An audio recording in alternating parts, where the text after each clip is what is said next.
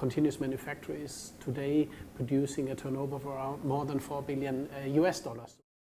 Hello and welcome to Hello Pharma Explore, a platform that uncovers transformative trends and new technologies in the pharmaceutical sector. I'm Sujit Nair, and today we are exploring continuous manufacturing, which is happening to be a game changer in the industry. Joining me is Mr. Klaus Moeller, a seasoned expert with over 4 decades of experience in the pharmaceutical processing and manufacturing innovation. Klaus currently heads the global sales at the Glatt Group and has been a part of many global brands that are focusing on pharmaceutical equipment.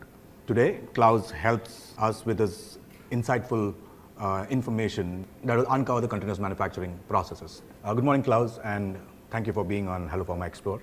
To begin with, could you provide an overview of continuous manufacturing specific to the pharmaceutical industry, and what actually makes it distinct from traditional batch processing?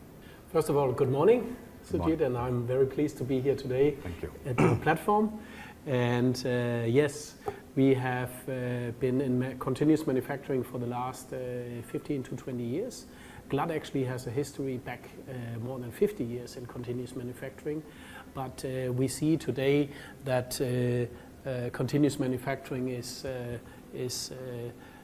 having a bigger demand, and we get also more inquiries today than we had even 5 years ago. The reason for it is that about 90% of the big pharma companies today have invested in continuous manufacturing, and 12 to 15 products are today FDA approved.